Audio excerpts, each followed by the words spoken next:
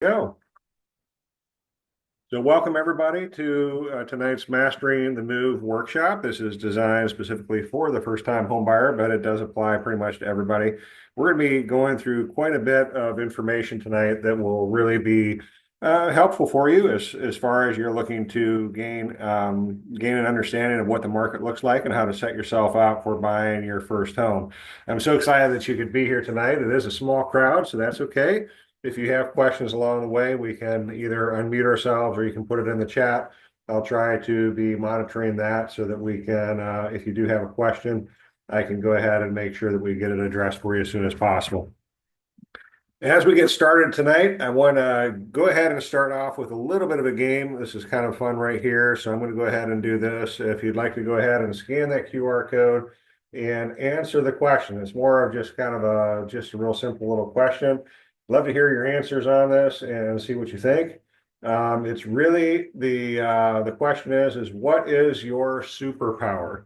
What is your superpower? I'd love to hear that. So if you want to go ahead and scan that on your phone and you'd like to join in and give us some information on what you think your superpower is, I would love to see that. So, okay, I've got a couple coming in already.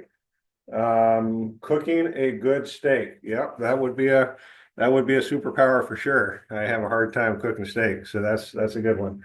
Another one is telekinesis. I think that's reading people's minds. So yeah, that's a pretty awesome one. One more, and then we'll kind of get moving here. Copycat any recipe. Okay, that's a good one. Okay. Kindness, that's a really big one right there. That's fantastic. So thanks for sharing so much what your superpowers are. I'd love to hear more of them as they come in. I'll certainly be monitoring this as we go along. We have a few other questions along the way, and I'd certainly enjoy getting to know people that are on this call. So thank you for responding to the question tonight about what your superpower is. And yes, that does look like me. That is a minion that I had a caricature done to make it look like me. All right, moving on to the next one right here. On today's agenda, what we're really going to be covering is three basic little bullets here, but there's quite a bit to unpack in each one of these. So today's agenda is really going to be about, getting ready. How do we get ready for buying our home, whether it's our first one or second one or down the road? Many times the first-time home buyer does struggle with the understanding of how to best set themselves up for success in buying a house. And so we really want to set this up to help the first-time home buyer especially understand what is necessary to help get set up for buying their first home. The next thing what we're going to do is we're going to talk about the steps to buying a home. So I'm going to be talking not only from the mortgage perspective as far as what the steps are, but I'm going to kind of gloss over in a little bit of detail, but not a ton of detail, what the steps need to be once you're actually going in under contract on a home, so you can kind of get a good perspective of what it is to be expected when it comes to buying this home. And then last but not least, we're going to wrap everything up with a market update. I kind of wrestled with whether to put that one at the beginning or at the end. I put it at the end because I think you're going to really want to stay tuned for that one. There's some very important information that's coming out, the statistics and also the projections for what's going to be happening in the market as we step into 2025. We're kind of like 1 month and 1.5 months in. And I think the market is getting ready to really heat up and really get set up for where we're at. So the real question is, as we get started, is as we're getting ready, is in order to know what we need to do, we really do need to understand, first of all, where are we today? What is it that we're in? What kind of position are we in right now if we're looking to either move up or buy our first home? Those are actually really good questions for us to consider. And so I would really encourage you to start thinking about where you're at today. Now, I know that that's kind of tough, but if you're in a rental or something like that, you can kind of feel the pain. And maybe especially now, since it's a cold night out there with all the snow and everything else that's happened, maybe you got a little bit of cabin fever and now you're ready to get out and actually go find a home of your own so that you can spread out and enjoy it a little bit more, maybe do some home projects during the winter months and make it your way, which you can't do when you're in a rental. But understanding where you're at today actually plays a huge role. And not just the location, but kind of along the financial line of how do you set yourself up to make sure that you're getting to a point where you can buy a home? Well, one of the first steps is, and probably one of the more important ones, is understanding what your spending plan is and understanding if that spending plan is going to help you arrive at where you want to go. One of the biggest questions that most of the people come to me, especially first-time home buyers, when they're trying to buy a home, they're like, I don't know what I can afford. I have no idea what I can afford. I don't know where to go with this. I have no concept on what I can afford. So can you tell me what I can afford? And while that is a good question, and we do want to set you up for success, helping you understand where you could go, in some cases, I can qualify you for a whole lot more house than you want to buy. That's a really big deal. And I'll tell you why it's a big deal. It's a big deal because if I qualify you for more house than you want to buy, you may end up feeling a little strain when it comes to making your monthly payments. And so it's so important to be able to start off with a very nice understanding of where your spending is and create a little bit of a spending plan or a budget in order to be able to help you understand where you need to be when it comes to buying a home. Now, we're going to run a real quick little bit of math right here so that everybody can kind of join in on the conversation. And so when you're getting ready to buy a home, we do really need to start with what kind of income you're making. So let's just kind of forecast that right now you're making about $80,000. Well, $80,000 really does help you get set up for understanding where you are with your debt load and with other things that might be affecting your ability to buy. And you may be feeling comfortable making a payment on a rental of about $1,500 to $1,800 a month, which is fantastic. And you may think that you can stretch quite a bit more than that. But the math right here is really going to be extremely important. Let's say you're making $80,000 a year, and we divide that by 12 months. So that gives you an annual or monthly income of 6,666 and some change. Now, when it comes to qualifying you for that, we can't use all 6,000 of this because you still have to eat, you still have to pay for your lights, you still have to go to work. There's still a lot of things that you have to do because you're not going to spend all $6,000 on that one house. There's a lot more to it than that. So understanding your spending plan really helps us get into this. Now, when we look at this, we want to make sure that we're never using more than 50% of all of your income, your gross income, to go towards your debt load. And that's going to be a really big important thing. So we're going to talk more about this mathematics right here, but understanding how it is that we're going to look at it. Now, that doesn't mean that you're going to be able to get a payment for a house at $3,300 per month, because now once we've established that that's the maximum debt that you can use, now we start taking things out of that. So for example, we would take out your car payment if there was a car payment. So let's just call that $400. And then we would have to take out student loans, $150. We would have to take out credit cards for $50. And now you can start seeing that this is starting to play into motion. Now, I may be able to qualify you for a payment close to that 2,700, but that doesn't necessarily mean that you're going to feel comfortable at that monthly payment. And this is what I was kind of getting at ahead of time, is that you really kind of have to do a little bit of soul searching as far as where would you feel comfortable going as far as a monthly payment, and what kind of a monthly payment would actually scare you when it comes to buying a house. Because this spending plan, while it's not set in stone and there are some variables in it, the last thing we want you to get into is in a situation where you have to really change your lifestyle completely just to be able to stay in this home. And I've seen people do that, but it's not fun. I've had to do it before. It's not fun. It's certainly something that I wouldn't suggest. Now, part of getting ready is establishing that spending plan, but another part of getting ready, piece number two, is understanding your credit and making sure that your credit is in a good place.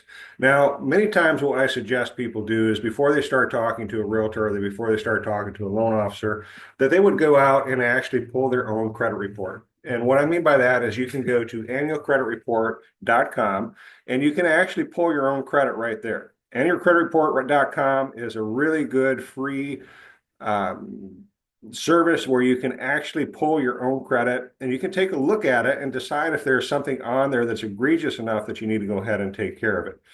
Sometimes there are things on there that you didn't even know you had. I've seen people who have a junior and senior in their life, and sometimes those people have credit on stuff on their credit from the other person. That's something that's worth looking at so that you can go ahead and you can get that cleaned up. So understanding where your credit is actually very important because, and we're going to talk a little bit more about that here in the near future. I would also encourage you to start looking at your timelines. Because if you're looking at your timeline and rent, for example, you're looking at getting out of the unit that you're living in at this current point in time, and you're looking to move into something better. You may need to look at that with a little bit more care because who knows? I mean, if you're having to move out of your rental in April, and here we are at the end of February, we may not have enough time to be able to get you into that house before you have to renew your rental. And so a timeline actually plays a really big, important piece for this. The people who come to me 6 to 8 months ahead of time are the people who are my heroes in essence, because what I see with them is that many times they're capable and able to go ahead and start planning ahead of time, so that we can actually look at everything, make sure that we're setting them up for success, and that we can help them get where they need to go. And if there are any hiccups, we have time to address them. So it's pretty important. So first, number one is a spending plan. Number two, making sure that you understand where your credit is. Number three, understanding your timeline. And then number four, especially for the first-time home buyer, this is an extremely important conversation to have, is understanding what kind of a support system you're going to have along the way. Here's what I mean by that. Sometimes family is very capable and very willing to help out. I know that I've helped my children out. I've given them some money to help them get into a house. I feel very strongly that home ownership is extremely important for my family, for my kids. And so I've offered to help them in multiple ways. And this is a conversation that might be worth your time to be able to have with the people in your life that certainly support you, care for you, and want to see you succeed. That conversation can be everything from, hey, we're thinking about buying a house, and then letting it, kind of roll out where it is, or letting the pieces play out, and then see where the conversation goes. You might be surprised to hear who might be willing to help you out. I've seen grandparents, I've seen sisters, I've seen brothers, I've seen parents, kick in some money to be able to help people get into a house. And that can be everything from just a couple $100 to several $1,000s. And there are programs out there where you can actually do a little bit of crowdsourcing too to help you with a down payment. And maybe some of it is talking about grants, or maybe looking to see if you can qualify for some of those and get some additional support that might be able to help you out. In my case, I'll just share my story real quick. In my case, when I bought my first home, we didn't have a whole lot of support. My family was not a family of means, and they were not able to really give us a whole lot of support as we were going along. And it was very, very difficult for us, but we really knew we wanted to have a house. We had been married for several years. I had two kids and a third one on the way. We just needed stability. We needed a place to be able to go and land. We had been in and out of rentals for a while. And quite frankly, it was time for us to be able to buy a house. I didn't know exactly how we were going to pull it off because, I mean, saving money can be hard, especially when you have young family. And so in the situation that we were in, I decided that, we're going to make a concerted effort to move forward and buy a house. And I'm going to tell you that that was a hard thing to do. It was a very hard thing to pull off.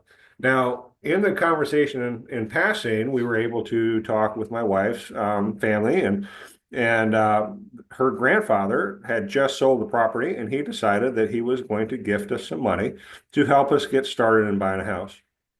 If it hadn't have been for that gift, it would have been almost impossible for me to actually move forward and buy a house within a timeline. Because here's the second thing. I took advantage of one of the low down payment loans. In essence, I took 100% financing, and I had a little bit of help from her grandfather. And we were able to get into a house that was fantastic for us because it provided all sorts of stability in order to get in there. Now, did I get the coolest, attractive home in the neighborhood? No. I got one that had been sitting for a little while.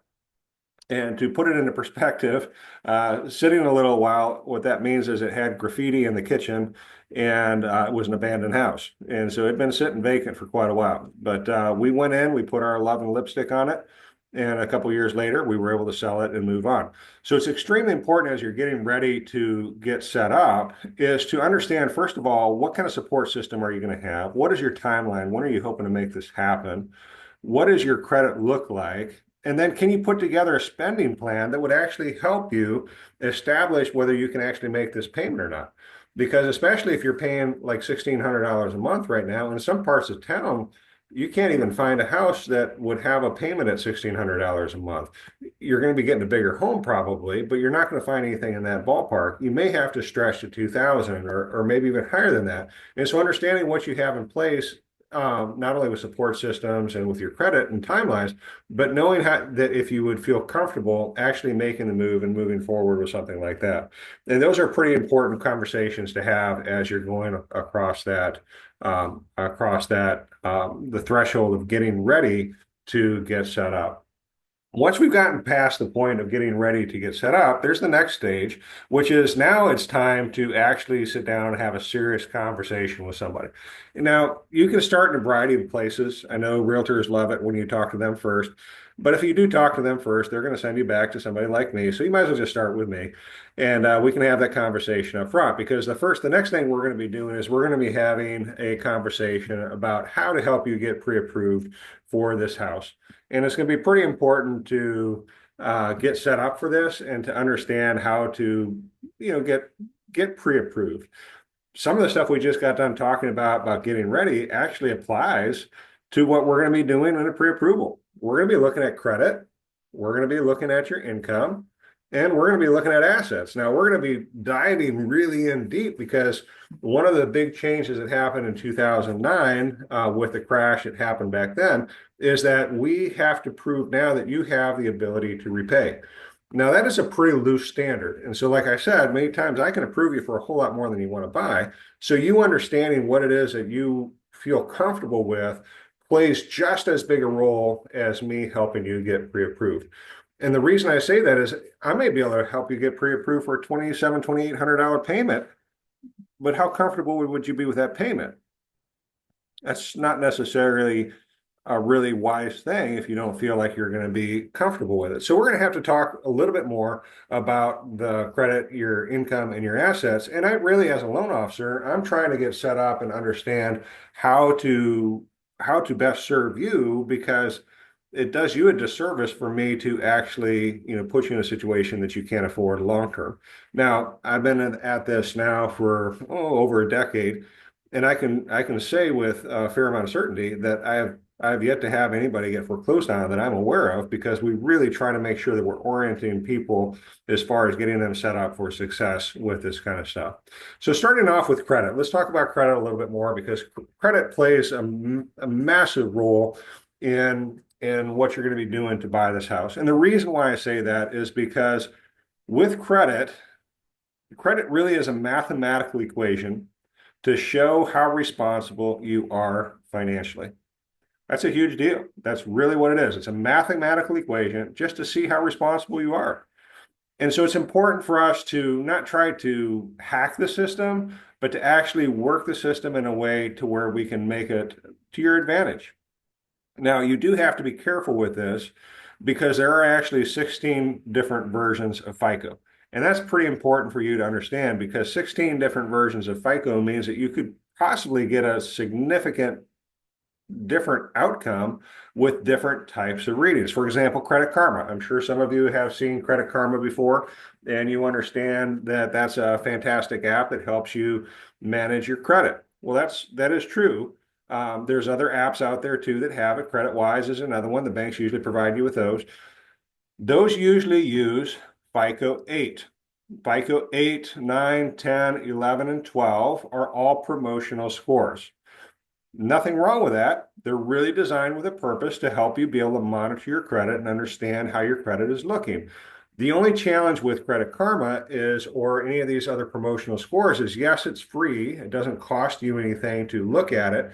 But anything that doesn't cost you anything to look at it is not necessarily giving you an accurate score. So it's pretty important for you to understand what it is that you're looking at when you're looking at these different versions of FICO.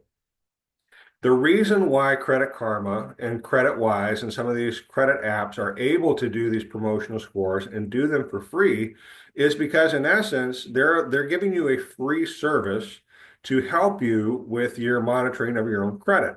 But at the same point in time, because they're free, they're monitoring your credit as well. And what that means is that if you go and you decide that it's time to pull and get a new car, trade the old car in and get a new one, and all of a sudden you get your credit pulled because you're at the car dealership and you're actually getting ready to trade your car in and you're considering what's happening, guess what? You're going to get notifications from other people online that are saying, "Hey, we understand that you might be looking for a car. Guess what? We have car loans too." That's all because of Credit Karma. Credit Karma sold that information to them, and those people are now reaching out to you because of that situation. So just keep in mind that even though you have these free pieces that you are receiving with the service that they're giving, that in essence, they're going to be monitoring your credit for you so that they can resell your information and sell it to others. The FICO versions that we use for mortgages are FICO 2, FICO 4, and FICO 5. Okay, so those are the ones that are the most common mortgage score ones. There are some newer ones that are coming out, but these are the ones that are more widely accepted than the others. And these are a hard hit on your credit score. Now, there are ways to do soft pulls on credit, but I am going to tell you that those don't necessarily lock you in. When you do a hard pull on your credit, that credit report is good for 120 days or 4 months. Most lenders will use that 4 months and will allow you to buy as long as you close within that 120 days. You don't have to repull credit. Now, here's why I'm sharing this with you. This is extremely important, and I just had this happen with a client that we went under contract with, and we had his credit pulled about 90 days ago, and the agent put a 45-day closing on the contract. While that's okay, that was 15 days past the expiration of this guy's credit. So we went in and we did a soft pull on his credit, and unbeknownst to him and unbeknownst to us, he had missed a payment on one of his credit cards, and he didn't know it. Now, that soft pull did give us the understanding that that was happening, and his credit score fell like a lead balloon. It literally went from low 700s to low 600s, and it actually completely disqualified him from buying this house. So what I did is I contacted the agents and I said, "Hey, this is what's happening, and we need to move closing up 15. We need to move the closing up 16 days so that we don't have to repull credit reports and we can actually close with the original credit report." Huge deal, big deal. We actually closed on time. I was actually able to save the deal because of that. But if we had gone to the original close date, we would have all been hosed, and the poor guy would have not been able to buy the house. So it's pretty important. Now, credit moves extremely fast when it comes to going down. When it's going down, it will drop like no tomorrow. And on the way up, it'll go up like a crock pot, extremely slow. So you just keep in mind that you want to maintain and stay on top of your stuff very, very, very sharply with your credit to make sure that you're getting set up for success. A couple really good important pieces is if you are using Credit Karma or Credit Wise, just make sure that you're looking at it on a monthly basis and that you're looking at your credit score. Because if you do have a really quick drop in credit score, Credit Karma may recover quicker, but you just want to go in there and see what's happening very, very quickly. Because many times, if you take care of whatever happened right away, um, your FICO 2, 4, and 5 will react. They will drop, but being that you took care of it right away, it may actually help you recover quicker than if you let it sit. So just a word to the wise. Now, as far as credit scores, what we see is 780 is like considered to be exceptional. Once you get past a 780 credit score, you're really not going to have a whole lot of improvement when it comes to credit scores. Terms don't really change much once you get past the 780. But here's the thing you're going to find is most people that are not in their 50s or 60s are not likely to see a 780 credit score because a lot of that 780 is really going to be based off of time. There are five main components that come with credit. One is going to be, the first one is going to be related to your history. In other words, have you paid on time? That is 35%. 35% of everything you do is going to be based off of that. So you want to make sure that you make your payments on time. I've had people say that, well, it's only 25 bucks. I'll pay it next month. Well, guess what? That means you missed a payment. And when you miss a payment like that, it's just going to absolutely kill your credit. So you want to make sure that you're not missing any of that and that you're able to move forward pretty quickly. So keeping that in mind is pretty important. So 780 is going to be right there. You got to make your payments on time, 35% of it. Now, the next thing is going to be the types of credit that you have. So credit cards and other factors like that, that's going to play into it. And then your credit history is also going to play a part in it. And so here's what I mean by credit history. 30% of your credit is your credit history, not just your payments on time, but how long you've had a certain credit card. So when I do a credit card analysis and I'm looking at credit and I'm trying to help people get across the finish line and they have multiple credit cards and the multiple credit cards are actually pulling it down. So here's a really cool thing about credit is you don't have to have multiple credits to prove that you, or credit cards to prove that you know how to handle credit. Everybody knows how to swipe. Everybody knows how to swipe. Everybody knows how to tap. Everybody knows how to insert and put their pin in. That they're not worried about that piece. They're actually worried about making sure that you know how to manage it. That's the most important part. So when I'm looking at people who have multiple credit cards and something like this, what we're really trying to do is I'm trying to help them cull out some of those credit cards so that they can increase their score quicker. Here's a couple tips. Anything that you opened up within the last 6 months is actually hurting you. Yeah, because it doesn't have any credit history. Once it's past 12 months, it begins to help you.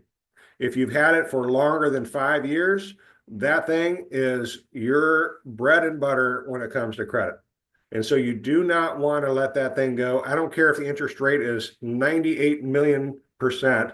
You don't let it go. You don't have to pay interest on these credit cards unless you let the balance roll over. Obviously, 98 million would be a really big, really big interest payment. But let's just say that you just never you pay them all off on time. You're not paying interest. So it doesn't matter what the interest rate is on these cards. And here's the great thing, okay? Having been through a financial ground zero myself and having had a really hard time in finances, I learned that you only need one credit card and you just have to pay it on time, and you can pay it in full, but you have to pay it on time. And if you do that repeatedly over time, your credit will go up and your credit will actually improve. You don't need 15 credit cards. You only need one. And so whenever we're talking to people and we're looking at people's credit reports, we really try to help them understand that it's really not about knowing how to use it. It's really about knowing how to maintain it. Okay. Now, the next thing that's really important when it comes to credit is maintaining your balances low. Now, this doesn't apply to a car loan because a car loan is a regular loan regardless of what happens. It's going to be $400 a month for the next 5 years. It doesn't necessarily matter if you pay extra. It doesn't matter. It matters if you pay on time. Yes, it's extremely important, but it doesn't matter if you pay extra or other things like that. That's somewhat irrelevant because it's just considered to be an installment loan. Same thing happens with student loans. Same thing happens with any installment loan that you might have. Now, credit cards, they have a slightly different thing that go on with credit cards. Because with credit cards, what happens is that we see that if you get your balances too high, you can actually get into a place where you're putting yourself into significant trouble. Now, there's two different numbers that you need, or three different numbers you need to really be looking at. There's a 10% number, there's a 30% number, and then there's a 50% number. 10%, if you keep your balances below 10%, your credit is going to be on super octane and you're going to go really fast and it's going to start lifting up very quickly. Once you 30% it starts helping you. If you're below 30%, it starts helping you. If you're over 50% or over 30%, it's neutral. If you're over 50% use, it starts hurting you. So keep in mind that this is a really important thing to maintain, is make sure that you maintain your balances low and that you keep your percentages low, because it's not intuitive what's happening. It's really not intuitive what's happening. And the younger crowd, if we have a whole lot of the younger crowd on here, this is extremely important for you to know too. Because my son was doing this, is what he was doing is he was using his credit card like he was supposed to, and then what he was doing was going back home, seeing it post, and then immediately logging in and paying it off because he didn't want to carry a balance. Extremely wise, very wise, unless you're trying to build credit. And here's the reason why, is because if there's nothing for them to report, they're not going to report it to the bureaus because it costs them money to report. And so you have to wait until that statement balance is over so that you can actually pay it off and actually move forward with that. Because if you don't, you're going to do all the hard work, but you're not going to get any credit for it. So just a real quick recap, you don't need 15 credit cards. You don't need to show you know how to use them. You just need to show that you know how to maintain them and that you're wise about what you're trying to accomplish with that. So 780 is exceptional. 720 is where we really start trying to work with conventional loans. Now, sometimes I will do a conventional loan down to about a 680. But I do have to say that the terms for conventional are significantly better once we get over 720. I'll talk a little bit more about loan types here in a minute. 620 is a 620 credit score is where you can actually get in and start taking advantage of any of the first-time homebuyer loans. If you're trying to take advantage of any of the grants or any of the down payment assistance programs or anything like that, 620 is kind of where that starts. Now, it doesn't mean that you can't do it without any credit. There is an alternative credit method that you can do it. I know Dave Ramsey preaches this pretty heavily, and he says, don't even get credit, just go ahead and just do it without credit. There is some wisdom in making sure that you're debt free, but in today's society, not having any credit is really not a great way to do it. But if you decided that you wanted to do it that way, it is possible. Here's what you would need is we would need 4 versions of alternative credit. So we would start with your car insurance. If you have car insurance, we would start with your light bill. That's another one. We would start with rent. That's another one. And then we would need a couple different alternative ones on top of that. That can be your gym membership. That can be your cell phone. That can be other things like that. They have to be regular monthly contracts that we can look at and that we can predict over time that you have a pattern of being able to repay. Because once again, this is a mathematical equation to show that you're responsible financially. And so we have to create this little algorithm to be able to understand what it is that you're doing so that we can help you set up for success. So anyway, there's the kind of the real nerds tour on credit itself. And now we're going to step into the next thing, which is like the big E. Income. Income is such a biggie right here, I'm going to tell you, because it really plays a big role in not only what you can buy, but it's going to be, we're going to look at it in comparison to what you have going on with debt as well. And so that's going to play a huge role when it comes to buying the house, because we're going to be looking at it in comparison to your debts to make sure that we understand what's happening. So there's a variety of types of income that we can be looking at when it comes to buying a house. I'm sure on this call right here tonight, it looks like we have several people on here, and each one of these people probably have a different method of getting paid. Some of you might be self-employed. Some of you might be on 100% commission. Some of you might be getting paid piecework or maybe by the trip. You know, like truck drivers, many times they get paid by the load. You might be getting paid by the hour, or maybe you might be getting paid salaried. And maybe there's a bonus component. Maybe there's a overtime component. There's just so much when we start looking at analyzing income that we have to look at very carefully. And so I just kind of gave you the hierarchy there of more risk to less risk, because self-employed is considered to be the heaviest with risk. Why? Well, the average self-employed company doesn't last more than 3 years. It's a very sad statement, but that is actually the thing in the market right now, is that less than 3 years for anybody who goes in self-employment. Because let me tell you what, it's brutal. Self-employment can be brutal. You just have to ask, somebody who's self-employed, because they're not only selling whatever product it is that they're selling, but they're also having to deal with the copier. They're also having to deal with IT. They're also having to deal with the phones, the customer service, the auditing, anything that might happen on top of it. Self-employment can be pretty brutal. And if you're not careful with it, you can actually get yourself into a really big hole with self-employment. And so when you're dealing with self-employment income, we have to look at a period of time. And with any of these jobs, we have to look at a period of time. We have to have a history or a job history that shows stability. Now, stability is defined differently depending on which type of job you're in. So if you're self-employed, usually that stability is defined by 2 years of tax returns. And that's the paperwork that we would be requiring in order to be able to understand if you have stability in your job. It's extremely important for us to prove that you have that stability, so that if you have one really good year and a really bad year, that we can kind of level that off, because that's kind of some of the ways it works. In self-employment, 1 minute you're making a ton of money and you think you're the king of the world, and the next minute you're like, holy cow, where'd everybody go? Does anybody love me anymore? And that's self-employment. And so we want to make sure that we take out those peaks and valleys so that we can look and we can predict across lines what it is people can make and that we can count on from year to year to make sure that a self-employed person can actually sustain and has the, once again, the magical words, ability to repay this loan, because that's really what it's all about. And the same thing happens with people who are, commission sales. If you're in commission sales and you're 100% commission, we have to see a period of time. Now, sometimes commission sales can be a little bit less timeline. It can be, instead of a full 24 months, like what we have with self-employed, we can sometimes reduce that down to 12 months, especially if we have a history of it. If we have a history with a previous job where we can see that this person was self-employed previously, or not self-employed, but was commission sales previously, and we can actually see that that correlates to what he's doing, or he or she is doing currently, then we can use a 12-month period to kind of establish that commission.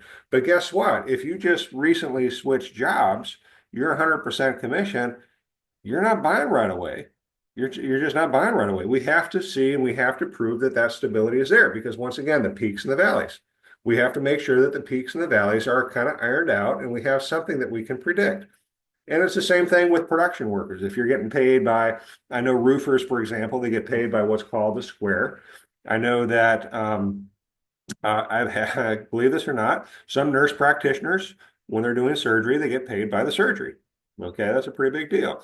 I also know truckers that get paid by the mile. I have truckers that get paid by the load. I got, there's a lot of different ways that this can be shaking out. And so we want to make sure that we understand so we can take the peaks and the valleys out. Because here's the thing with roofers, they're not working today. It's kind of cold and snowy out. They're not getting on a roof because guess what? That ice, they would be in workman's comp. They'd fall off the roof and get hurt. So we have to take out those peaks and the valleys. The same thing with self-employed. If you're working in some form of self-employment, there are peaks and valleys. If you're in retail, Thanksgiving through the new year is usually a really good time. But, New Year through, March, April, May can be pretty slow. And so we want to make sure that we're looking at that so that we can predict what that income is going to be looking at. And the same thing happens with hourly workers. I have an hourly worker that I helped a while back. He was a landscaper. I mean, he had January off, but he's working 80 hours a week come June. And so it all kind of evens out because we can look at the timeline, we can spread over that period of time, and we can see that there is something that's happening and that year over year that we can predict that his income is going to be enough to be able to repay this loan. So that's what we're looking at. Now, the one that has the least amount of variables is salary. And there is something good for salary because you know every month what it is that you're going to be getting. The downside to salary is that you know every month what you're going to be getting. And so there's pros and cons to each one of these. And you just have to look at it from the standpoint of what is it that each one of these positions and the incomes actually provide. Because now if we start getting into bonuses or into overtime, now we have to expand that timeline because some places, you're making tremendous overtime in June, July, and August, or maybe in the retail world, you're making tremendous overtime in November, December, but maybe January, February, you're on part-time leave. And so those are part of the things that we look at. We're not going to use just a small snippet of time when it comes to something that we may need a larger snippet in order to be able to understand what that income looks like. Same thing with bonuses. If you're going to receive a bonus, but it's based off of performance, we have to look at that over a period of time. And if it's an annual bonus, we have to look at it over a couple of years to make sure that it is predictable and that it's going to continue. A couple places that we run into situations that can be a little hard are be like staffing companies. Staffing companies are considered to be very unstable work because 1 minute you're in one place, 1 minute you're in the next place you're unemployed. And so staffing companies are very, very, we have to go look up the jobs. We have to make sure that we're understanding what these folks are doing with these staffing companies, see if there's a contract. There's all sorts of things that we have to look at when it comes to that because we're trying to take the peaks and the valleys out of what's happening. We have a lot of Uber drivers too that come in and want to use their Uber income. And that's tremendous. We want to see them succeed at a high level, but we do have to see over time what's happening there. So I guess the real piece with all this is we're really trying to understand what the job stability looks like. And we're trying to understand over a 24-month history what it is that your income looks like. And each one of these has a slightly different documentation level in order to be able to get us across that finish line. So it's extremely important that we understand not only how you're getting your income, but what some of the variables are associated with that income so that we can, well, yeah, make sure that we get you set up for short-term and long-term success with this. Now, a couple more things that next one we're going to be looking at here real quick is we're going to be talking about the cheddar now. We're going to talk about assets. This is where you've been saving your little cheese slices and you're trying to make things work in the background. This is extremely important right here because all three of these components play a huge role. We talked about credit, we've talked about income, and now we're going to be talking a little bit about assets, which can take a variety of forms. Okay. Checking, savings, those are the most common ones. 401k, that's another one. We do see stocks. We do see people getting gifts from family. I have seen crypto. I have seen people actually, sell some crypto to be able to buy a house. There's just a lot of different things for each one of these. And each one of these, once again, I went from the least risky to the most risky in this case. We have the certain levels of documentation that we're getting with each one of these because we have to prove when it comes to these assets that this money is truly legitimately yours. We have to prove it. We have to go through money laundering protocol to make sure that it truly is yours and you're not selling pharmaceuticals on the corner. And we have to make sure that you're really set up for success. So here's why this is a big deal, is because sometimes we have people that have a car that they have to sell. Okay, well, that's fantastic. We have a lot of people sell cars in order to be able to buy their home. That's fantastic. I had one guy, he sold a car. It was uh, obviously a super nice car because the monthly payment was over $1,200 a month. And he sold the car and it was extremely nice. He was able to make enough off of the sale of that car to where he was able to use it for the down payment on his house. Well, that's fantastic. But he had to follow a very specific process because we had to prove that that car was his to start with and that he wasn't wink, wink selling a car.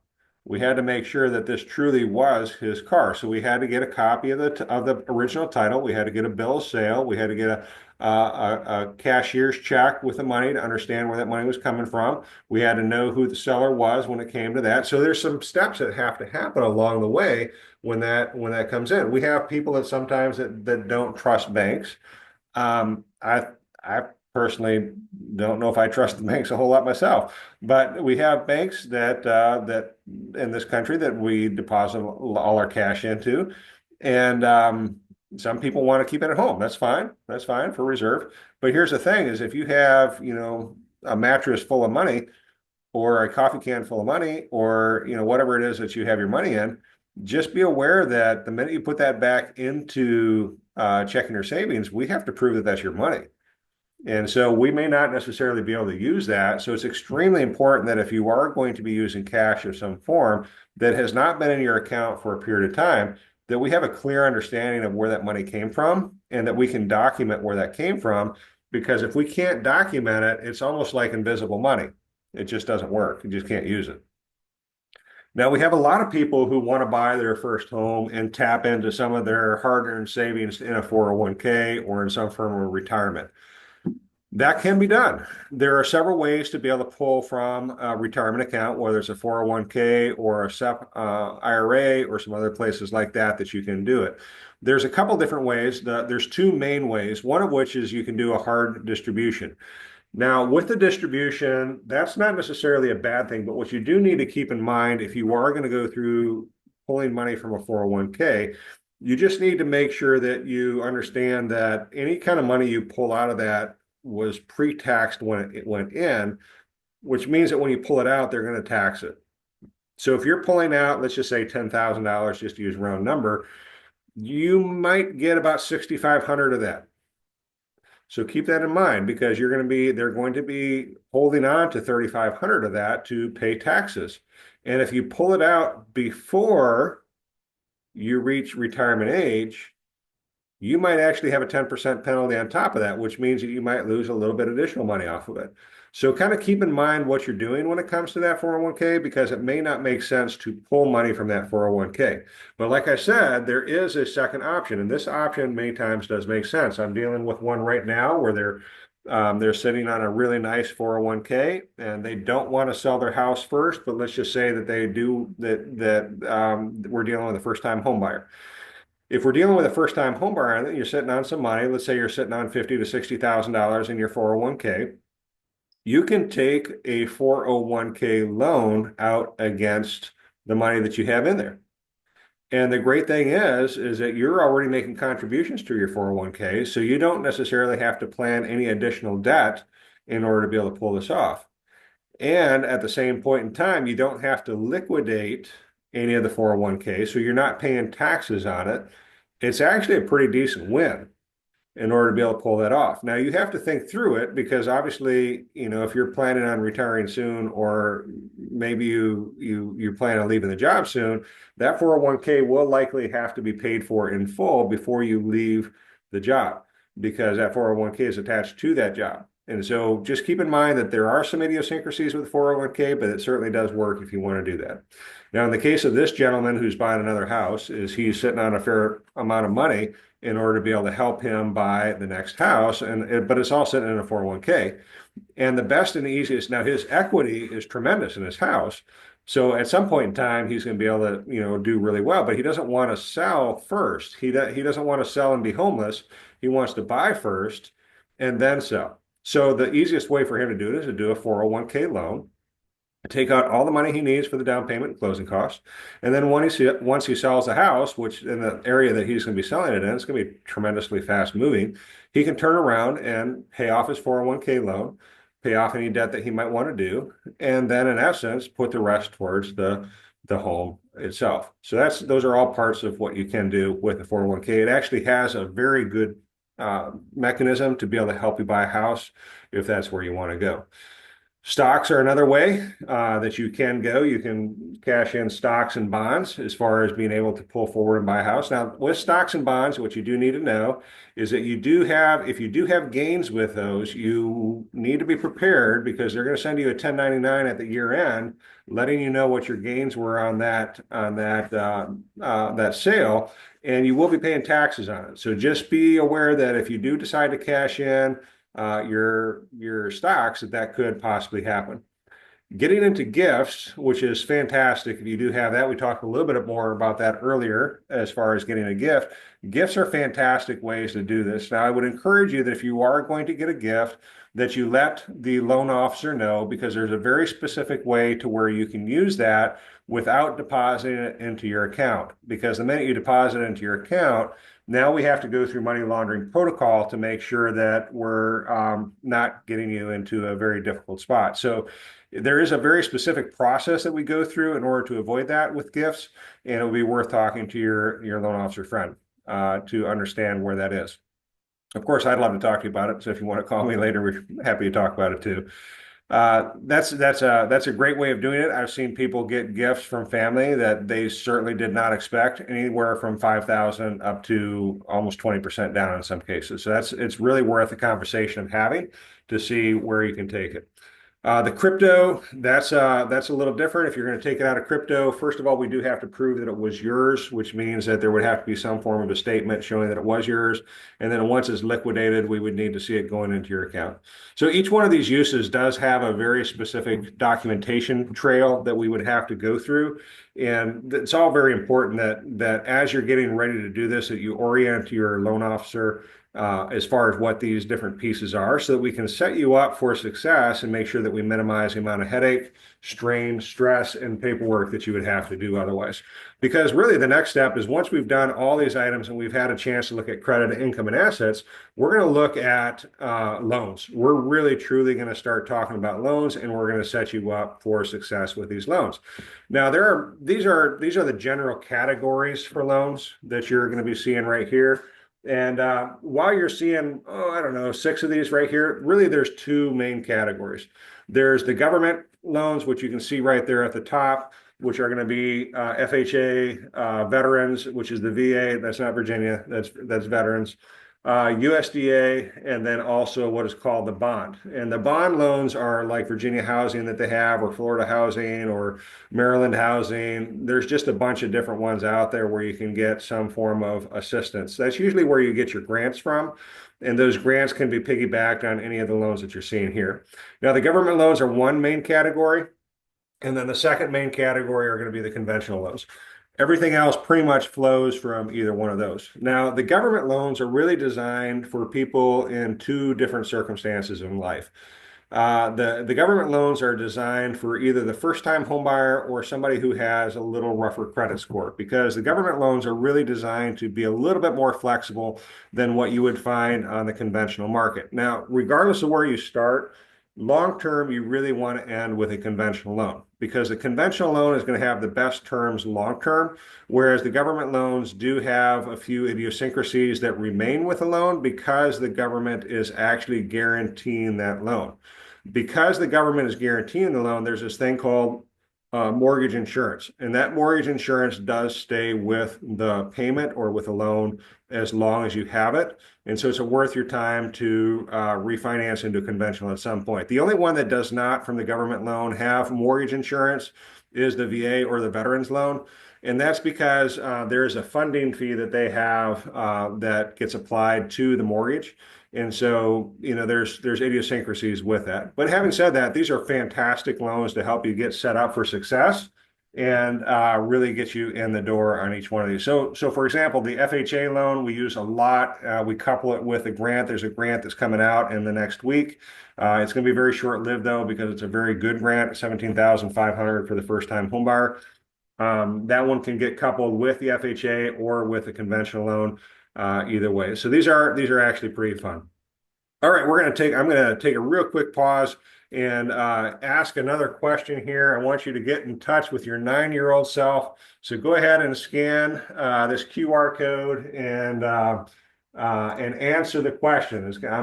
I'm sitting on the edge of my seat in bated breath. I'm going to grab a drink real quick while you're answering this question, because I'd love to hear your results.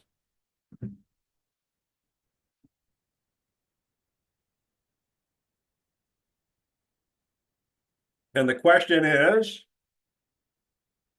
if you were a hot dog shipwrecked on an uninhabited island, would you eat yourself? Extremely important, all about the meaning of life. I would love to hear your answer. I'm really disappointed. 26% of you said no. I'm really disappointed because hot dogs are really good and they should eat themselves. Anyway, enough with that one. Let's move on. And let's talk about the steps now to searching for a home. Steps for searching for a home. So this is where the rubber really meets the road. You've gone through the pre-approval, you've looked at credit, you've looked at income, you've looked at assets, you sat down with your loan officer. He's explained everything to you and helped you understand what is in your best interest to help you succeed. And here we go. It is now time to step into buying a home. And so, where do you start? I mean, holy cow, where do you start? There's a couple different ways you can start with this, and it's a good idea to do a little bit of homework before you get too far down the road. And some of this is really for your best pleasure and getting help set up for what you're trying to do. Is number one, you need to know the market. Location, location, location. That's the statement in real estate, right? Is making sure that you know where you want to live. If you're new to town, it's probably a good idea to do a little bit of research on where you want to go, understand the schools, amenities, groceries, medical. A lot of this stuff can be done by enlisting the help of a realtor if you'd like to, but if you want to do that ahead of time, also without any pressure of it, then certainly do that. It's worth your time, and it's always worth engaging somebody who's professional and knows the area as well, and maybe getting a little bit of a second opinion to help you get going on this. But knowing the market is extremely important. Do your own research. Start digging in really quick. Understand where it is you want to go. If schools are important, make sure you look for it. Make sure you look very closely to what you're looking to accomplish there. and that you know how far you want to be from the school, what school ratings you want to do. Are the borders in jeopardy because they might be moving those sometime soon? These are all really good questions that you need to look at. Groceries, if you're looking to move out to the far side of Cumberland, you might want to plan your grocery runs because in Cumberland, there's not a whole lot of that. You might be buying groceries at the 7-Eleven. I don't even think they have a 7-Eleven out there. So you might want to, plan your trips out depending on where it is that where you want to live and understand where your groceries and medicals are. And hospitals, not that you ever really want to go to one, but those are important every now and then and having those set up. And then once you've kind of identified a general area or category that you want to go into, it's really about, setting up some non-negotiables, understanding what it is that are non-negotiables that you have to have, and then sticking to it. And this is extremely important because you don't want to go out and start looking at things that don't meet those non-negotiables as far as criteria. Understand what the negotiables are and understand what the non-negotiables are.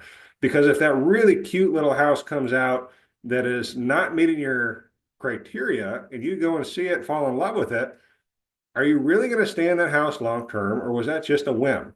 And the problem is I see people that run on whims, and then all of a sudden they're selling the house 2 years later in complete disgust and anxiety because they made a bad choice. Because yes, it was cute, but it didn't really satisfy their needs and their non-negotiables. And so it's pretty important for you to set up your time and go and get set up to make sure by understanding what your negotiables are and what your non-negotiables are with this.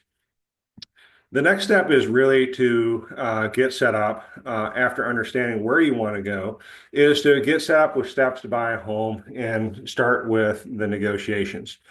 You found the house, you're really looking to make something like this happen.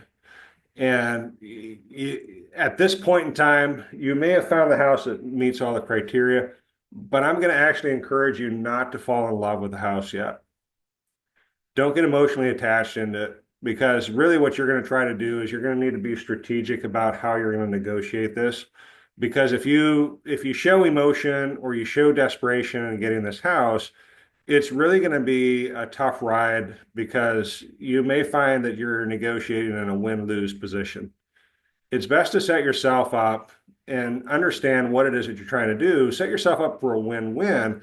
But if you can avoid the emotional reaction and the desperation that goes with it sometimes, you'll really be able to think more strategic, and you're going to be able to think more than price, because it's not always about an extra $5,000 off, because $5,000 on a house, just to be clear, $5,000 a month over 30 years is less than $32 a month.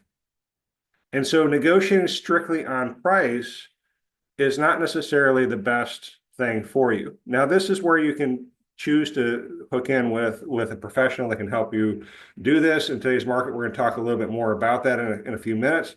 But it's a really good idea to set yourself beyond this and be able to understand beyond price what it is that you're setting yourself up for, because there are some things that you might need that might be more than just having $5,000 off.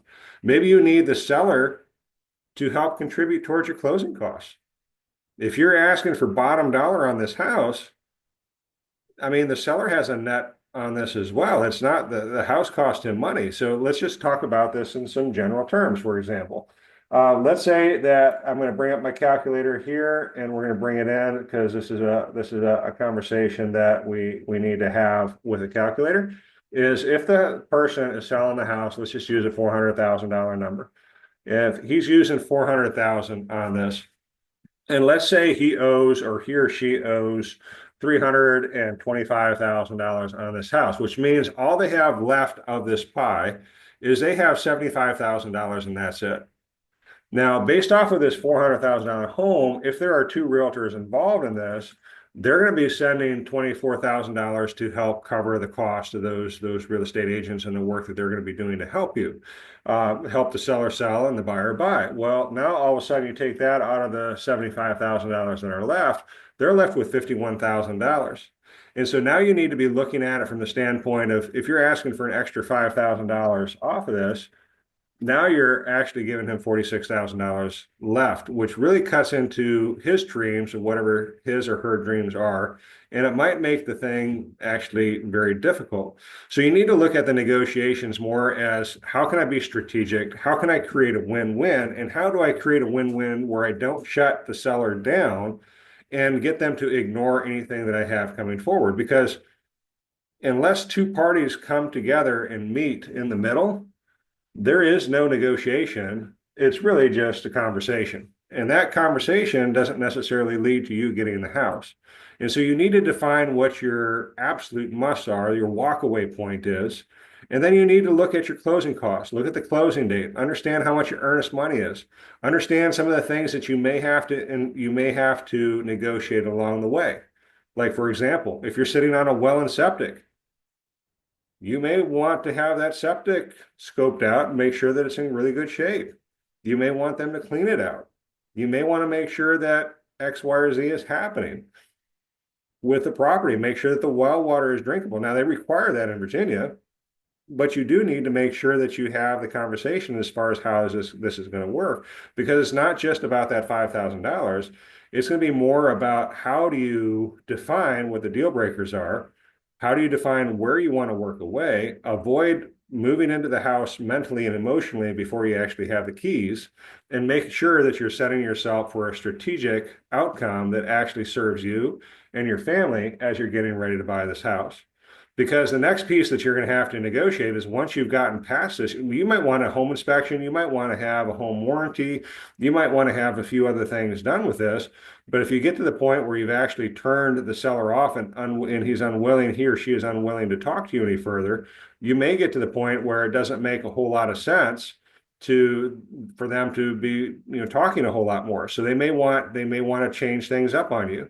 So keep that in mind as you're going through these conversations, because the next piece that's going to happen as soon as you're done negotiating the contract is you do have to negotiate the inspection as well. Now, hopefully you're in a situation where you haven't waived the inspection, because the inspection does play a really crucial role. And in some markets, as it was really hot in 2024 or 2022 and 2021, a lot of people had to waive those. And that actually put a lot of people into a sour position later, because they had to waive them, and they found some key issues that were a part of the home that caused problems. And so it's not the first negotiation of the contract is just one of them. Just keep in mind that you have a variety of inspections and negotiations that you're going to have to go through from the beginning all the way to the end. And this is why sometimes it makes sense to enlist the help of a realtor, because the realtors do know these things and they're able to actually help you from beginning to end on this. That's certainly something for you to consider as you're going into place, because the next one is really the home inspection. If you've secured a home inspection, you're going to be getting a home inspection based on the condition of the home. Now, when you start negotiating this piece on the home, you want to make sure that you're looking at the key structure first and not necessarily focusing on the cosmetics. Cosmetics, I mean, paint, okay, yes, it's important. Yes, it costs money. Yes, it's expensive, but you really need to focus on the things that are going to move the needle. Because if you have a problem with the foundation of the home or the structure of the home or anything else like that, you're in a much worse position if you're negotiating paint and ignoring the foundation than if you are in the other case or situations. And so getting a really good home inspector to help you with this, I've got a couple home inspectors I've had really bad luck with. I've had a couple home inspectors that I've had extremely good success with. So you really have to, know who you're talking to and know how to get set up for this, because once you get that inspection report back, if there's a walkaway point on this, that's the point in which you kind of have to flex and make that happen, because your negotiations open up all over again when you're starting to deal with the negotiations. The next one that could be a negotiation point is the appraisal. Now, the appraisal is where the appraiser was a very specific person who is, I have an appraisal panel. I have 5 appraisers on my panel in Virginia. In Florida, I have 3 people on mine there. And in Maryland, I have another 4 or 5 up there. So these are people that we have handpicked, that we've set aside, that are very familiar with homes, they're very familiar with structures, and they're very familiar with values in the community. Now, their job at the appraisal is to verify that the value is there and that the condition of the home supports the value of the home. So their job is to go out and make sure that whoever is buying, that in essence, the bank, they're protecting you and they're protecting the bank from making a bad decision on value and on condition. If the condition of the home is such to where it brings the value too low, they're going to point out some factors that need to be fixed so that it can bring the value back up to meet the minimum value necessary to buy the home. Some loans are more picky about that than others. The government loans tend to be a little bit pickier about what they constitute as a value and a safety item, whereas conventional can be a little looser about that. But just because it's looser about it doesn't mean you should ignore it. You should look at it and make sure that you understand what you're getting into, because it affects your value and your ability. If you got into a pinch, could you resell the property in the condition it's in? And those are both parcels that's what the bank wants to know, and that's what you should want to know at the same point in time. So don't fall completely in love with the house until after all the key negotiations have been met. The negotiation for the contract, the negotiation for the home inspection, and then the negotiation for the appraisal. Because until you've cleared those three marks, you could have yourself, you could consistently be in a cage fight for something like this as you're going along. So keep that in mind as you're going through this. The next step is, as you get done with these negotiations, is to be getting the keys to the house. Now, the title company has been playing a role in the background since you went under contract and negotiated this. Their job is to verify that the seller is the seller of record, that the seller of record has the right to sell this property, and that they legally can make the transaction happen. Now, the reason why this is extremely important is because they're going to be doing a title search on the property, and they're going to be looking back anywhere between 40 and 60 years.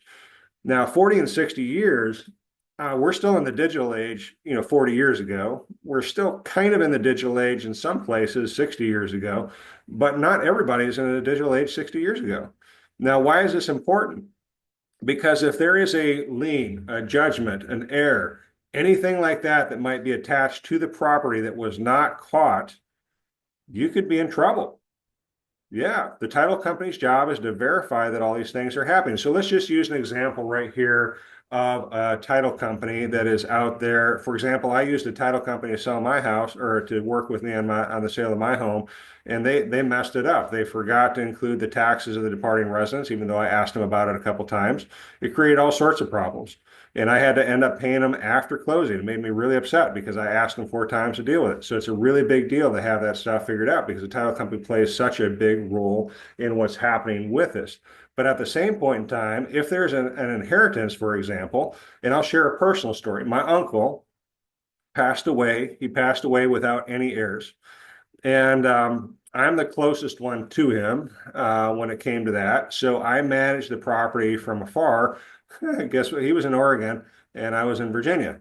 That was a little bit of a tough situation because when he passed away with no heirs, we actually didn't even have a legitimate will. We had a will that was photocopied, but come to find out, a photocopied will doesn't work. You can't use it. You have to have one that's original. It has to have blue ink and it has to be all this other stuff in order for the judge to accept it as legitimate. Now, we didn't know that. And so we put the house on the market and we actually had a contract. And guess what? We couldn't sell the house. We couldn't get clear title because there was clouded title. There was clouded title between when my aunt passed away, when my grandmother passed away, and when my uncle took over part of the house. And then when he died, there was a piece it was all between family, all between family. And we ended up spending 2 years trying to fix the title, and it cost us $16,000 to go through probate to get it straight. We had to contact every potential heir that was within the United States, and that was an amazing feat on itself. And so keep in mind that this whole thing with the title company, they found that because they wanted to make sure that we transferred it legally to the next person. It's the same thing they're doing when they're looking at you. It doesn't mean that there aren't mistakes. Now, in the case of a mistake on a title, something like that, they're going to sell you what's called title insurance. And the title insurance is going to help you in case there is a mistake or there is something that was missed. It's going to protect you from having to go through what I went through. It would have automatically paid for it, automatically fixed it, automatically moved on. But it's not like that if you don't have title insurance. Now, you need to talk to them because they're going to talk about all the nature of what the title insurance does. You can get an enhanced policy and other things. Doesn't mean they still won't make mistakes, but really what it means is that they've done all the due diligence possible, and then there's an insurance policy to protect you should that happen otherwise. And the legal nature of the transfer is extremely important because they want to make it clean and they want to make it clear. Now, once they've gotten to the stage where everything is working and everything has been transferred correctly, then you're going to show up to closing. And usually we have a predetermined day for closing, usually 30 days from contract and purchases. I've done them as fast as 8 days. 14 seems to be pretty common. but 30 is what the market is demanding. Now, when you show up for closing, you're going to get a big packet. Well, some of the closings actually now happen virtually for the most part, and all you have to do is sacrifice 15 minutes of your time to go in and sign the title and the deed. But usually what happens is you'll go into the title attorney or to the title office, and what you're going to do is you're going to have wired the funds for settlement. If you have any gift funds, those will all be wired. If you have anything like that, if you want to take a check, you need to make sure that you clear that with a title company ahead of time because they may not be willing to accept checks, especially if they're over a certain amount.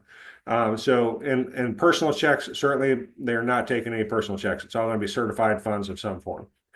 You're going to take that with you to closing, or if you've wired the funds ahead of time, they'll have all that stuff sitting there. And then at closing, you'll have to bring your photo ID, and then you just sign a few pages of the title and the deed and all the loan documents stating that if you don't pay on time, they have the right to foreclose and other things like that. The whole package will be actually there at the closing.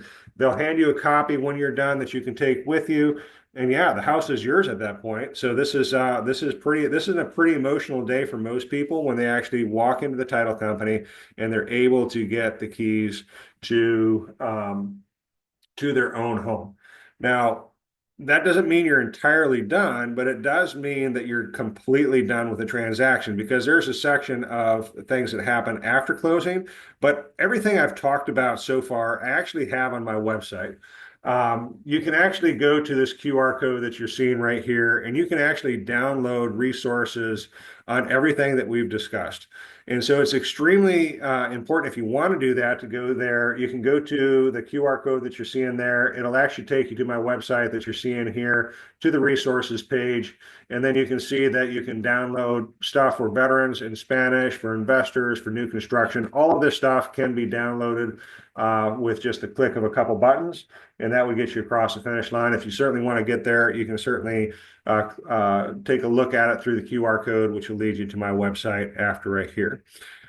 Now, there are a few things that also happen after you get the keys. I'm going to give you 10 more seconds before I move to the next slide so that you can take that QR code if you want it. There are some things that you do need to have as you're going into the next phase, because once you've closed on the house, it's not just about, holy cow, the transaction's over, nothing happens from here, because after you get the closing, you have to start managing the home after you get the keys. Now, some of the things I just want to give you heads up on, if you're looking to buy a home sometime this year, there have been some massive changes in the industry as far as what to expect after closing. The first thing is that the minute your information is public, meaning that it is recorded at the county courthouse, which is what happens. That's what that's what the title company does, is after closing, they're going to take your information down to the county courthouse and they're going to register you as the rightful owner of this property. The big deal with that is that all of a sudden the spammers come out and you are going to get wheelbarrows full of junk mail, and they are going to be looking so authentic and so amazingly real that you're going to be like, holy cow, what just happened? And they're going to be so urgent. They're going to tell you that you got to move quick and that you missed something and you got to pay for this and you got to pay for that, or maybe you should get life insurance. That's a whole nother topic on life insurance. It is worth your time. But that's not a conversation for right now. But they're going to be selling you all sorts of things. Now, there are two letters that come out during that first 30 to 45 days that you do need to pay attention to, but the rest of it is absolute garbage. And you won't know until you open it. So here's the two letters that you do need to pay attention to. Letter number one is called the transfer letter. The transfer letter is because nowadays every loan entity, nobody keeps them. They all sell them to Freddie Mac. They all sell them to Fannie Mae. There may be a servicer who collects the payments, but Freddie Mac and Fannie Mae own the loans. The first one is a transfer letter. And the transfer letter is saying, hey, Mr. and Mrs. Smith, just want to let you know that we have sold your home to, or sold your mortgage to Fannie Mae, Freddie Mac, but it's going to be serviced by Round Point or Mr. Cooper or Nations Lending or something along those lines. And that's entirely fine. That letter is the key. It'll have the logos on there. It'll have the information. It'll have the new loan number. It'll have the phone number to contact them on. All that stuff is super legit. Sometimes it's hard to see between the different letters that you're going to be getting, which one's legit. So if you do have questions when you get to that point and you're starting to get all these boatloads and truckloads and wheelbarrows full of junk mail, make sure that if you don't know which one is legit, you take a picture, you send it to your loan officer that helped you buy the house, and you ask them, hey, is this legit or is this spam? And they'll answer very quickly whether it's one or the other. The second letter you get is called the welcome letter. Now, sometimes this welcome letter can be delayed. So it doesn't necessarily mean it's going to arrive in the first 45 days, but the welcome letter is extremely important too, because it should match the transfer letter. It's going to say, hey, I just want to let you know this is Mr. Cooper. We've received your loan from, and now you're going to be making payments to us. Here's the information you need to be able to make that happen. And that's extremely important. Now, other than that, everything else that you're going to get in the mail, man, you can use it to heat your home if you want. You can use it to, I don't know, uh, keep the weeds out of your garden, something like that. There's a lot of lists of things that you can do with it. Some of the things that you also might want to think about as you're getting into after the keys or getting into managing the home is, the few things that you never thought about. Like for me, the one thing that I always I joke about it, but I never really knew that I needed a lawnmower. Who would have thought? But anyway, so there's a lot of things that happen after the keys, but the paperwork is one of them. You'll always find little things that you need from here or there.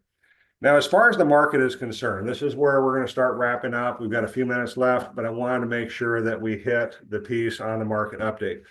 There has been some big legislation that has happened recently regarding commissions for realtors. And this is a very important piece because the seller has never been obligated to pay for the realtor.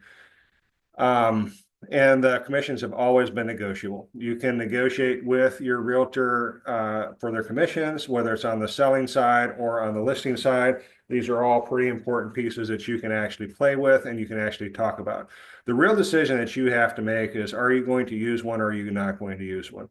The reason why this is important, you saw all the pieces that have led us to this. The negotiations can be extremely intense, and many times they can be extremely emotional.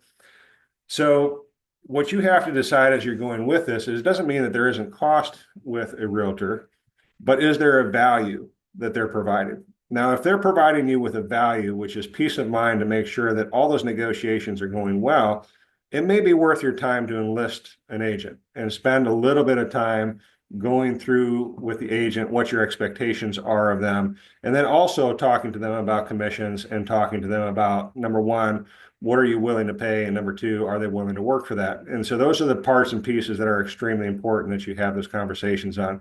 There are a lot of pieces and there are a lot of places where there can be errors. And there are a lot of places that you can really get caught. Now, you need to make sure that if you are going to work with a realtor, that you find one that you feel comfortable working with and that has a similar ideology and mindset as to what you're doing. And I know that that sounds crazy as I say that, but it's extremely important that you do that because some agents are extremely vested in the transaction, whereas some agents are extremely vested in you. If they're vested in you, you're going to have a good experience. And I would highly encourage you to consider using one. But if they're not vested in you, you may have to look elsewhere. Now, as the competition works its way back into the market, and we're going to be talking about that next in the next two bullets there with interest rates and inventory, it may get a little bit more difficult to pay. Now, this is some pieces that there are on the market. There are some disruptors that have come in that can help you do it for a limited and low cost, but you need to look at it very, very, very carefully because those disruptors are not helping you negotiate the best outcome for you. All they're providing you with are the basic tools, and they're going to expect you to do it on your own. So weigh it out very carefully when you're considering working with or without a realtor, because there is a really good realtor is worth the commission. A really bad realtor, you might as well go to a disruptor at that point. But you get the message as far as what I'm saying with that. So with that market update, there have been changes that have been happening. The seller no longer publishes like they used to what they're paying or compensating the agent for. So this is extremely important that you know this, that you're not going to know whether the agent is going to be paid for by the seller until you put that purchase agreement in with the seller. And so you're going to need to understand what your budget is, what your spending plan is, what your savings is, how much your gifts are, where you're going to get money from, so that in case you do have to cover some of their fee, that you have the ability to be able to pull that off. And if you don't, you need to make that decision early on so that you can move forward and make the best educated choice as far as what you're going to do. Now, what is the market going to do as far as interest rates? And what is going to happen with inventory? Now, I have listened to, I can't tell you how many forecasts over the last 6 to 12 months because everybody wants to know what's kind of happening. One of the best forecasts that I really truly feel hit the mark was by a gentleman by the name of Barry Habib. Barry Habib is an icon in the mortgage business because he has been a loan officer before. He now runs a company by the name of MBS Highway. And I really do think that he has a very solid view of what's going to be happening this year when it comes to inventory and to interest rates. Now, when he got to the point where he was talking about interest rates, he shared a statement that I need to make sure that everybody hears because I felt it was that revolutionary and I felt like it was that important. The statement that he made is interest rates where they are currently are the buyer's best friend because they are the best friend because they are keeping the market at bay. What that means is that the inventory is starting to rise and there are more opportunities out there for people to go and buy a home. It also means that because interest rates are high, that a lot of the buyers who are waiting to buy these homes are sitting on the sidelines waiting for interest rates to come down. Now, he showed all sorts of fancy graphs and all sorts of fancy stuff from the Census Bureau and the Bureau of Labor and Statistics. And he shared it for a period of over 4 years, and he showed the graph lines and the trend lines, which I would not do an adequate job at representing to you. But here's really what it came down to. It all comes down to demographics. If you look at the demographics of what are happening right now, we still have boomers that are living in homes. We have Gen Xers that are living in homes. We have millennials that are starting to come into the marketplace, and we have Gen Z that's starting to come into the marketplace. Now, boomers are timing out, meaning that they're going into retirement homes, they're going into more age-restricted spaces, they're going into spaces as life is catching up with them, and in essence, they're starting to pass on into eternity. Gen X is still actively buying homes. Millennials are actively buying homes, and Gen Z is starting to buy homes. The interesting thing about his statement is that millennials and Gen Z are actually more in quantity or a bigger demographic than boomers and Gen X combined. Now, the reason why that's important is because that means that there is not enough inventory, and we are not catching up anytime soon. And the big piece with it is that based off of the math that he showed and all these fancy graphs that he shared, there is equivalent of 1.9 million people looking for a home in any given year. Whereas the inventory on any given year is between 1.3 and 1.6. Which what that means is that we're about 500,000 short in inventory compared to what is the demand. That is why even while interest rates are high, we have seen home prices go up. And it is going to continue to go up. And it is not likely to change when it comes to what's happening right there. In fact, what he shared, and I'm just going to share some brief numbers real quick. Here's my calculator. If we're looking at a $400,000 home right now, the forecast is that this year we're going to see a 4.5% appreciation on this home, which means that next year that $400,000 home is going to be $18,000 more than it was this year. And that's just because of what's happening in the market with inventory. And that's only because of what's happening with inventory. The minute you start bringing in the additional people, which here's what his statement was, is for every 1 percentage point that the interest rate drops, we see an additional 5 to 7 million additional buyers enter the marketplace. That is going to create another seller's market, and it's going to continue to create a feeding frenzy on homes. Anybody who can buy even the most modest of homes this year will see appreciation and will reap the rewards later when they sell it and they take the equity to turn it into something else later. I would highly encourage you that if you are a first-time home buyer, know a first-time home buyer, or are thinking of purchasing a home, that you do not wait, because interest rates right now are your best friend. And I do agree with him on what's happening, because after seeing the demographic scales of how many people are going to be entering the marketplace, it really is going to be extremely important. Now, as far as what's happening with interest rates are all geared around inflation. Inflation at this point is still relatively high, but the numbers are starting to show signs of improving. In fact, we're expecting to see, according to his forecast, inflation going to hover right around 2.1%, which means that we're not going to see anything come down. Eggs are not coming down, but what we are going to see is them not going up nearly as fast. And so this is extremely important for you, because this 2.1% inflation means that the interest rates are going to start coming down. Now, that doesn't mean that it's going to happen right away. The statistic on that, or the forecast on that, is the end of Q2, which means June, July area is when we're going to start seeing the modest improvement on these rates. And then what we're going to see is we're going to see it start coming down a little bit more pronounced. And by the middle of 2026 is where we're going to see the rates actually be in the high fives, low sixes. So it's very common that we're going to end up seeing this. Now, this is kind of the forecast for this year, for 2025, is that inventory is going to rise, but demand is going to rise to meet it. And it's really your turn. The ball is in your court as far as deciding what to do with whether to move forward or not to move forward. Increasing affordability is likely going to be muted a little bit because of what's going to happen with the interest rates coming down, and there's just not enough inventory. Now, as I wrap this up for tonight, I do want to share my YouTube channel. I do share a lot of different things on this YouTube channel. You can certainly join me here in the conversation. I have stuff on there recently from investment classes that I have done for people who are looking to do their first investment. I have classes in there for people who are looking to do veterans loans, all sorts of great things on that. Certainly join me on this YouTube channel.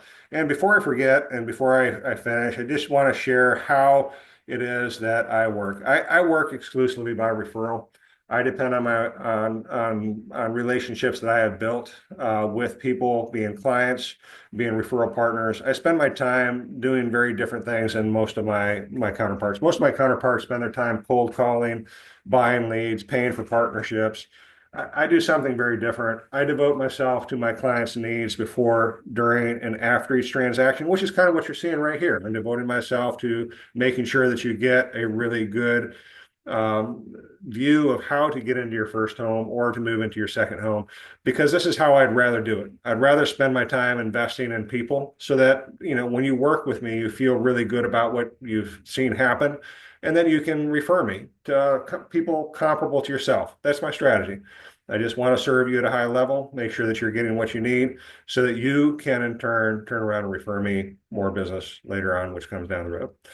Anyway, this is my strategy. It's certainly been an honor to work with you tonight and spend a little bit of time with you on this class.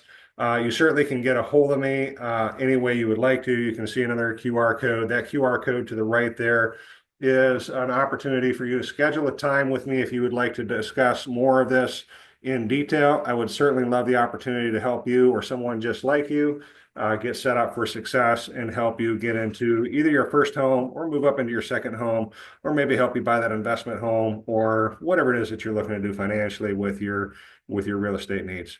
Thank you so much for the opportunity this evening, and I look forward to hearing from you very soon. Thank you so much for the opportunity to spend this hour and a half with you tonight. All right. Have a good night, folks.